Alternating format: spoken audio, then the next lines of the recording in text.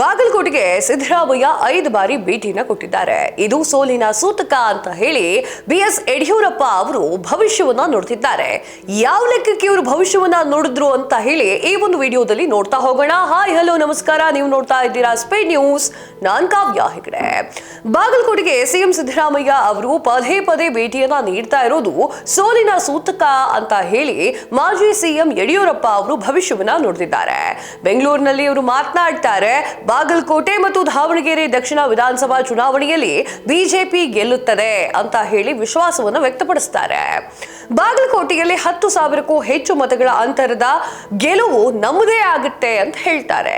ಯಡಿಯೂರಪ್ಪ ಹೇಳುವಂತಹ ವಿಚಾರ ಏನು ಅಂತಂದ್ರೆ, ಈಗ ಆಲ್ರೆಡಿ ದಾವಣಗೆರೆಯಲ್ಲಿ ಗಲಾಟೆಗಳು ನಡೀತಾ ಇದೆ, ಮುಸ್ಲಿಮರಿಗೆ ಸರಿಯಾಗಿ ಸ್ಥಾನಮಾನವನ್ನು ಕೊಟ್ಟಿಲ್ಲ ಅಂತ ಹೇಳಿ ಮುನ್ಸ್ಕೊಂಡು ಕೂತಿದ್ದಾರೆ. ಇನ್ನು ಬಾಗಲಕೋಟೆಯ ವಿಚಾರಕ್ಕೆ ಬರುವುದಾದ್ರೆ, ನಾವು ಕೂಡ ಪ್ರಬಲವಾಗಿರುವಂತಹ ವ್ಯಕ್ತಿಯನ್ನೇ ಕಣಕ್ಕೆ ಇಳಿಸಿದ್ದೇವೆ ಅನ್ನೋದು ಯಡಿಯೂರಪ್ಪ ಅವರ ಮಾತು.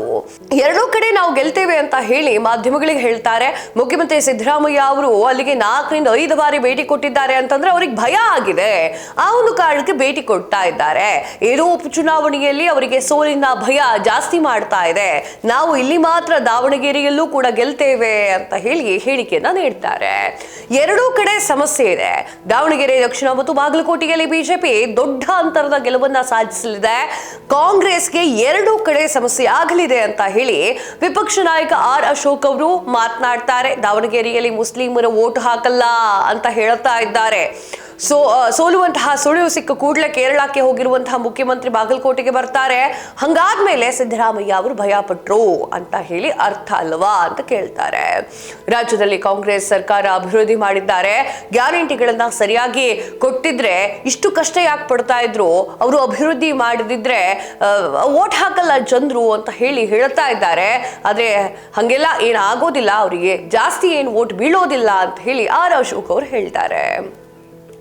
ಜನರೇ ಪಾಠವನ್ನ ಕಲಿಸಲಿದ್ದಾರೆ. ಕಳೆದ 3 ವರ್ಷಗಳಿಂದ ರಾಜ್ಯದಲ್ಲಿ ಗೊತ್ತಾಗ್ತಾ ಇದೆ ಯಾವೆಲ್ಲ ಬೆಳವಣಿಗೆಗಳು ಆಗ್ತಾ ಇದೆ ಅಂತ ಹೇಳಿ. ಅಭಿವೃದ್ಧಿ ಅನ್ನೋದು ಕುಂಠಿತವಾಗ್ತಾ ಇದೆ, ಅಭಿವೃದ್ಧಿ ಶೂನ್ಯವಾಗ್ತಾ ಇದೆ, ಸಾಲಗಾರರ ಕಾಟ ಜಾಸ್ತಿ ಆಗ್ತಾ ಇದೆ, ಸಾಲ ಜಾಸ್ತಿ ಮಾಡ್ಕೊಂಡು ಕೂತ್ಕೊಂಡಿದ್ದಾರೆ ಅಂತ ಹೇಳಿ ಮುಖ್ಯಮಂತ್ರಿ ಅವರು ಹೇಳ್ತಾ ಇದ್ದಾರೆ. ಅಭಿವೃದ್ಧಿ ಹೋಗ್ಲಿ, ಗ್ಯಾರಂಟಿ ಸಹ ಸರಿಯಾದ ರೀತಿಯಲ್ಲಿ ಜನಗಳಿಗೆ ತಲುಪ್ತಾ ಇಲ್ಲ, ಅದು ಹೇಗೆ ಓಟ್ ಹಾಕ್ತಾರೆ ಅಂತ ಹೇಳಿ ಪ್ರಶ್ನೆಯನ್ನ ಮಾಡ್ತಾ ಇದ್ದಾರೆ ಬಿಜೆಪಿಗರು. ಅನ್ನಭಾಗ್ಯವನ್ನ ಕನ್ನಭಾಗ್ಯ ಮಾಡ್ಬಿಟ್ಟಿದ್ದಾರೆ. ಕಾಂಗ್ರೆಸ್ ಅಭಿವೃದ್ಧಿ ವಿರೋಧಿಯಾಗಿರುವುದರ ಜನರೇ ಪಾಠವನ್ನ ಕಲಿಸ್ತಾರೆ ಅಂತ ಹೇಳಿ ಎಚ್ಚರಿಕೆಯ ಮೇಲೆ ಎಚ್ಚರಿಕೆಯನ್ನ ನೀಡಿದ್ದಾರೆ. ಎರಡೂ ಕಡೆ ಕಾಂಗ್ರೆಸ್ನವರೇ ಬಂದು ಒಳಗೊಳಗೆ ಬಿಜೆಪಿ ಪರ ಪ್ರಚಾರವನ್ನ ಮಾಡ್ತಾ ಇದ್ದಾರೆ ಎನ್ನುವಂತಹ ವಿಚಾರವನ್ನ ಬಾಯ್ಬಿಟ್ಟಿದ್ದಾರೆ. ದಾವಣಗೆರೆಯಲ್ಲಿ ಬಡವರನ್ನ ಗೆಲ್ಲಿಸಿ ಅಂತ ಹೇಳಿ ಸಿದ್ದರಾಮಯ್ಯ ಹೇಳಿದ್ದಾರೆ. ದಾವಣಗೆರೆಯಲ್ಲಿ ಬಿಜೆಪಿ ಏನಿದೆಯಲ್ಲ, ಆ ಅಭ್ಯರ್ಥಿಗಳು ಬಡವರಾಗಿದ್ದಾರೆ. ಆದ್ದರಿಂದ ಸಿದ್ದರಾಮಯ್ಯ ಸಹ ನಮ್ಮ ಪರ ಪ್ರಚಾರವನ್ನ ಮಾಡಿದ್ದಾರೆ ಅಂತ ಹೇಳಿ ನುಡಿದಿದ್ದಾರೆ. ಉಪಚುನಾವಣೆ ನಡೀತಿರುವಂತಹ ದಾವಣಗೆರೆ ದಕ್ಷಿಣ ಮತ್ತು ಬಾಗಲಕೋಟೆ ಕ್ಷೇತ್ರದಲ್ಲಿ ಬಿಜೆಪಿ ಅಭ್ಯರ್ಥಿಗಳು ದೊಡ್ಡ ಅಂತರದ ಗೆಲುವನ್ನ ಸಾಧಿಸಿದ್ದಾರೆ ಅಂತ ಹೇಳಿ ಮಾಜಿ ಮುಖ್ಯಮಂತ್ರಿ ಹಾಗೂ ಸಂಸದ ಬಸವರಾಜ ಬೊಮ್ಮಾಯಿ ಅವರು ವಿಶ್ವಾಸವನ್ನ ವ್ಯಕ್ತಪಡಿಸಿದ್ದಾರೆ. ಅವರು ಮಾತನಾಡ್ತಾ ಹೇಳ್ತಾರೆ, ಕಾಂಗ್ರೆಸ್ ಆಡಳಿತ ಬಗ್ಗೆ ಎಲ್ಲಾ ವರ್ಗದ ಜನರು ಕೂಡ ಭ್ರಮೆಯಲ್ಲಿದ್ದಾರೆ. 2023ರಲ್ಲಿ ಕಾಂಗ್ರೆಸ್ ಮತ ಹಾಕಿದ ಅಹಿಂದ ವರ್ಗವೂ ಕೂಡ ಕಾಂಗ್ರೆಸ್ ಬಗ್ಗೆ ಭ್ರಮಿತವಾಗಿದೆ ಅಂತ ಹೇಳಿ ಮಾತುಗಳನ್ನ ಹೇಳ್ತಾರೆ.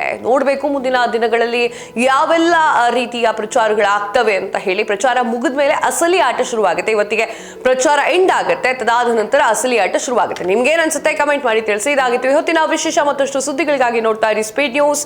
ಸುದ್ದಿ ನಿಮ್ಮದು, ವೇಗ ನಮ್ಮದು.